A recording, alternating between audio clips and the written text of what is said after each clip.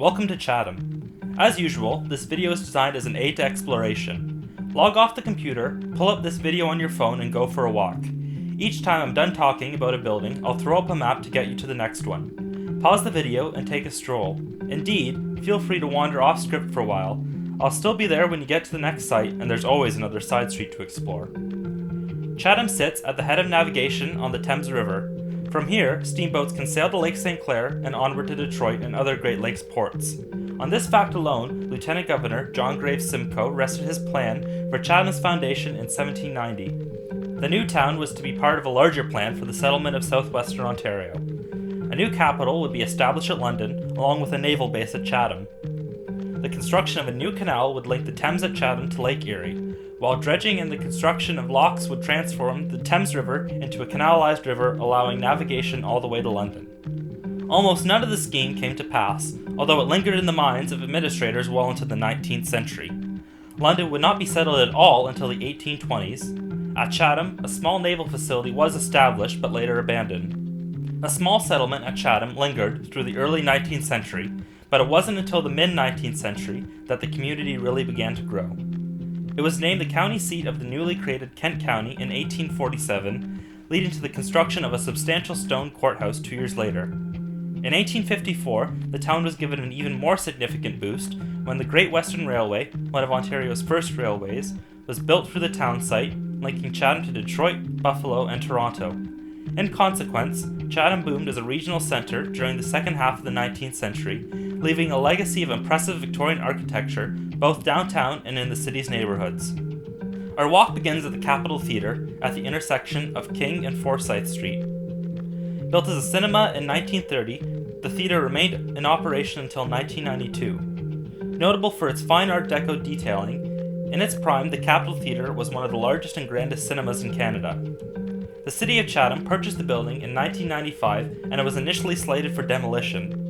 However, the building was spared, and after a controversial renovation, the restored theatre is one of Chatham's premier performance venues. Continue east down King Street, stopping at the corner of King and 4th Street. Here you'll pass the former site of two historical Chatham buildings. On the southwest corner, where the Royal Bank currently is, once stood Chatham's post office, designed by Thomas Fuller. The southeast corner was the site of the Rankin House Hotel, built in 1852 and destroyed by fire in August 1999. Once done, turn right down 4th Street and continue on to Queen Street. Before doing so, however, feel free to explore some of the historic storefronts on King Street between 4th and 5th Street. The church on the southwest corner of Wellington and Queen Streets is St. Joseph's Roman Catholic Church. Although this land was acquired by the Catholic Church in 1836, lack of funds meant that the first St. Joseph's Church was not built on this site until 1847. The present St. Joseph's was built from 1885 to 1886, using a design by Joseph Connolly, who designed several Roman Catholic churches in Ontario during this period. The church's prominent twin steeples were added in 1916. Although liturgical reforms following Vatican II led to renovations in the 1960s, the church's exterior remains largely intact. As you progress south down Queen Street, you'll see St. Joseph's present parking lot, which was the site of St. Joseph's Separate School from 1874 to 1968. At the corner of Queen and Harvey Streets, you'll see the Chatham-Kent Public Library. The original Chatham Public Library was built on this site from 1902 to 1903 with funding from noted American industrialist and philanthropist Andrew Carnegie. This original library fell into disrepair over years, being replaced by the present library in 1967. Continue down Queen Street before turning left on Harvey Street, then turn left again on Wellington Street. As you continue west down Wellington Street, you'll come across Christ Church. Chatham's first Anglican church, St. Paul's, was established in 1819 and located on what is now Stanley Street. By the mid-19th century, the congregation had outgrown this church and purchased the site on which Christ Church currently sits. The new Anglican church was completed in 1861, and on the suggestion of then Bishop of Huron, Benjamin Cronin, the new church adopted the name Christ Church. The church's bell tower was added in 1928. Across the street from Christ Church is the former site of Chatham's Market Square. Early surveyors set aside a strip of land stretching from Wellington Street to King Street to serve as the Market Square. On the King Street end of the Market Square, Chatham's first town hall was built in 1856. Although replaced by Harrison Hall in 1889, The building survived until it was torn down to make room for the construction of the downtown Chatham Centre in 1980. A market shed was attached to the rear of the building. Chatham's police station was built on the Wellington end of the market square in 1905. This building survived until the late 1960s. Continue east down Wellington Street until you reach the intersection of Wellington and 5th Street. For many years, the corner of Wellington and 5th was arguably one of the most impressive locations in Chatham. Between 1889 and 1896, 3 large and elegant Romanesque structures were built at the various corners of this intersection: Harrison Hall, Central Public School, and First Presbyterian Church, all using plans by architect T.J. Rutley. The southwest corner of Wellington and 5th, where the post office now stands, was for many years the home of Chatham Central School. The first school in Chatham was built on this site in 1831. An addition was added to the original frame school in 1851 before being entirely demolished and replaced in 1896. The new Chatham Central School, when opened, was the largest school in Ontario, employing 24 teachers. Due to its location in Chatham's active downtown core, as well as the rise of the automobile in the early 20th century, Wellington and 5th was eventually deemed to be an inconvenient and even unsafe location for a school. The Central School was thus closed and demolished in 1954. The new post office, built on this site, was designed by notable modernist architect Joseph William Story. The northeast corner of Wellington and 5th was once the site of Harrison Hall. In 1889, the town of Chatham and Kent County agreed to construct a shared municipal building. The corner of Wellington and 5th was deemed to be the exact center of Chatham, and the cornerstone for the building was laid on August 27, 1889. The building was officially opened on July 1, 1891, and named Harrison Hall in honor of the Honourable Robert Alexander Harrison, Chief Justice of the Queen's Bench. Harrison Hall was demolished in 1981 to make way for the downtown Chatham Centre. In the following years, the demolition of Harrison Hall has come to be viewed as one of Chatham's greatest heritage losses. On the northwest corner of Wellington and 5th is First Presbyterian Church. First Presbyterian Church traces its roots to a United Presbyterian congregation organized in Chatham in 1842. In 1879, this congregation merged with the nearby Free Presbyterian Church to form First Presbyterian Church. The present church was built in 1892, with the Sunday School addition on the west side of the building being built in 1925. That same year, with a vote of 256 to 100, the church voted to not join the newly formed United Church of Canada. Although many members who favored church union left, many new members were also added to the church during this time. For years, the church would be the center of the continuing Presbyterian community in Chatham and the surrounding areas. Continue north on 5th Street until you reach King Street. The southeast corner of 5th and King Streets has been home to 3 important hotels in Chatham's history. The first hotel on this site was the Royal Exchange, the most palatial hotel of its time in Chatham, which stood on this site from 1835 to 1873. The Royal Exchange was replaced by the Gardner Hotel, pictured here, in 1873, which during its time was also renowned throughout southwestern Ontario. The Gardner was destroyed by fire in 1929 and replaced by the William Pitt Hotel the following year. Designed by the local firm of Pennington & Boyd, the William Pitt managed to even outdo the Gardner Hotel, containing 140 rooms compared to the Gardner's 80. It also contained commercial space on its ground floor along King and 5th Streets. Like many other historical buildings in the area, the William Pitt was demolished in 1980 to make room for the downtown Chatham Centre. Turn right down King Street, then turn right at 6th Street and cross the footbridge over McGregor Creek. Before doing so, however, feel free to explore some of the impressive storefronts on King Street between 6th and William Street. Proceed from the footbridge through Tecumseh Park to the intersection of William and Murray Street. As you pass through the park, note Chatham's former armory, built in 1905 to designs by David Ewart, then chief architect of the Department of Public Works. Currently, the armory is used as an event venue. On the southeast corner of William and Murray Street, you'll see the Milner House. The house was originally built for local industrialist Robert Milner and his wife Emma in 1894. After their deaths, their children donated the house to the city of Chatham, and in 1944, the city made the building the new home of the Chatham-Kent Museum. Today, the restored Milner House is open to visitors and serves as a museum, depicting an interpretation of turn-of-the-century life in Chatham. The northeast corner of William and Murray Streets has also been the home to many important Chatham buildings over the years. In 1879, Chatham's Mayor William Northwood built a grand Victorian mansion on the site for his family. When mineral water was discovered nearby, private residence was replaced by a mineral water bathhouse and sanatorium, later dubbed the Hotel Sanita. A number of factors, including prohibition and the drying up of the mineral springs, forced the Hotel Sanita to close in 1924. The Chatham Board of Education then purchased the property and renovated it to house the Chatham Vocational School. Chatham Vocational School closed in 1963, and the site is now home to the Chatham Cultural Centre. The former vocational school's auditorium survives as the Cultural Centre's theatre. Continue down Murray Street, then turn left on Adelaide Street, and then onto Stanley Avenue.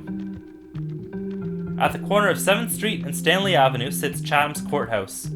This site was designated for a courthouse in 1795, but did not become a reality until the 1840s, when Chatham was made the seat of Kent County. Toronto architect William Thomas was chosen to design the courthouse, and ground was broken in 1849. The courthouse officially opened on May 29, 1851. Local legend has it that future Canadian Prime Minister Alexander Mackenzie worked on the construction of the courthouse as a young man during his career as a stonemason. Continue down Stanley Avenue, then turn right down Prince Street.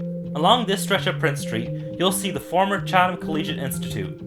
The site was set aside for a school in an early survey of Chatham in 1796. The first school on the site was the Chatham Grammar School and was replaced by Chatham Collegiate Institute in the 1870s. The original Victorian high school quickly fell into disrepair before being replaced by the current building in 1939 and finally being demolished in the 1950s. The present building was designed by the local firm of Allward and Goonlock and was the home of Chatham Collegiate Institute from its construction in 1939 until the school's closure in 2003. The building is currently home to Darul Uloom Canada, a private Islamic boarding school. Continue down Prince Street, then turn left onto Colborne Street, then right onto Princess Street. Cross the bridge over McGregor Creek, then turn right onto King Street. The neighbourhood to the south of McGregor Creek has historically been the heart of Chatham's black community.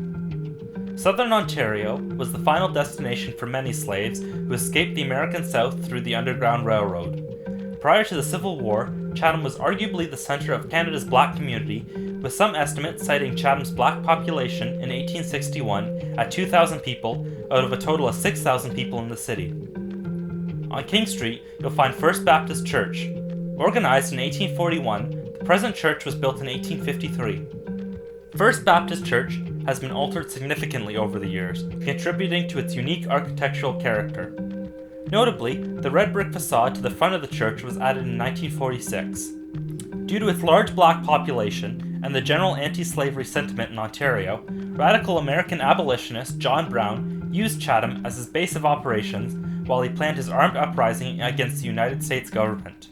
On May 10, 1858, the final session of Brown's convention met here to plan the uprising.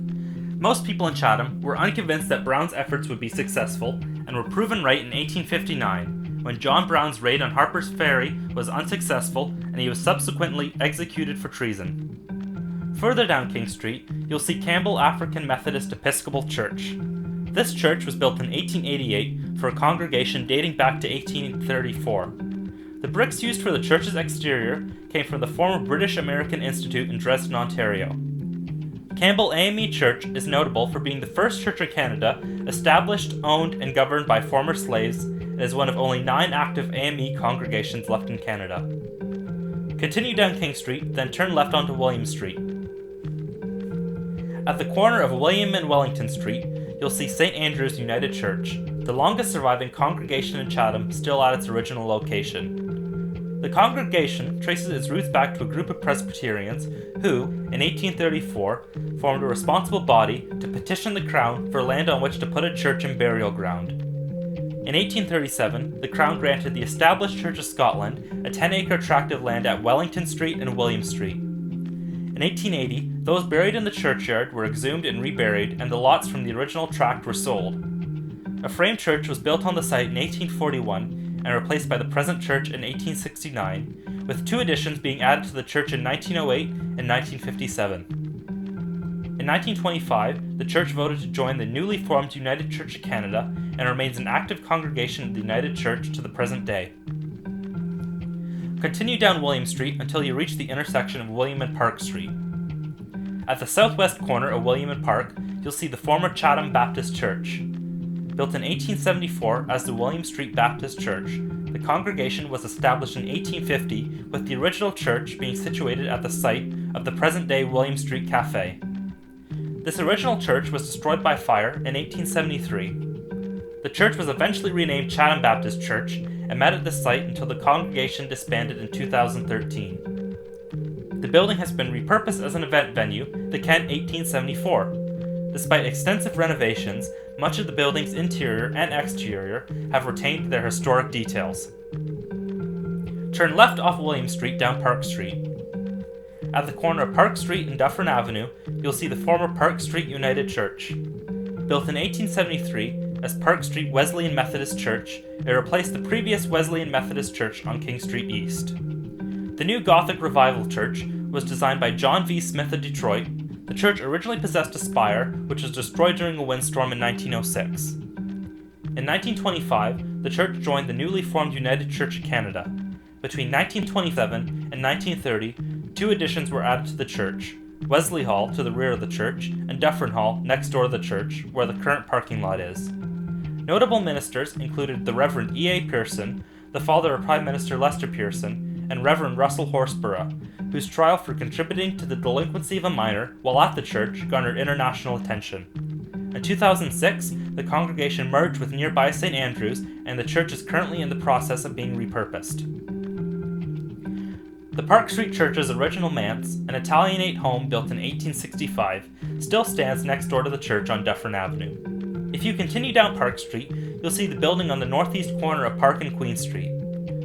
Originally built in 1876 as the Chrysler Ward School, this building has served many purposes over the years. During the early 20th century, the building served as a social club for enthusiasts of the Grays Dort Motor Company, a car company which operated out of Chatham from 1915 to 1925. For many years, the building survived as Chatham's Masonic Lodge and today is Gentry Manor, a boutique and day spa. Turn left off Park Street and continue south down Queen Street. At the southeast corner of Queen and College Streets, you'll see the former Canada Business College. A branch of the Canada Business College was started in Chatham in 1876. It was so successful, the elaborate present structure was built in the early 20th century to a design by James L. Wilson. The school was closed in 1952 and was subsequently the home to the Ontario Provincial Police Station until 1998. It has since been converted into apartments. On the west side of Queen Street, north of the railroad tracks, you'll see the site of the former Queen Mary Public School, which stood here from 1912 to 1982. Continue down Queen Street across the railroad tracks until you reach the Chatham train station. The first of 3 mainline railways to pass through Chatham, the Great Western, remained the most important even after the arrival of the Canadian Pacific and the Huron and Erie. The Great Western arrived in the spring of 1854, linking Michigan's growing rail network at Detroit with the existing main lines to New York City at Niagara Falls. This important connection initially made the Great Western extremely prosperous, but by the 1870s, stiff competition with later companies had bit strongly into the Great Western's market. In response, the Great Western attempted to restore their position with a series of capital investments, including several new station buildings. The Chatham Station, which still stands today, was part of this process. Erected in 1879, it was designed by the Great Western's chief engineer, Joseph Hobson, also the architect of surviving railway stations in Sarnia, Ingersoll, Woodstock, and Niagara Falls. The Gothic structure has served as Chatham's principal gateway ever since, successfully under the Great Western, the Grand Trunk, and Canadian National Railways. We've come to the end of our walk. To return to your starting point, walk 8 blocks north on Queen Street to King Street. Alternately, you could spend some time exploring the 19th century residential streets between the Great Western tracks and downtown.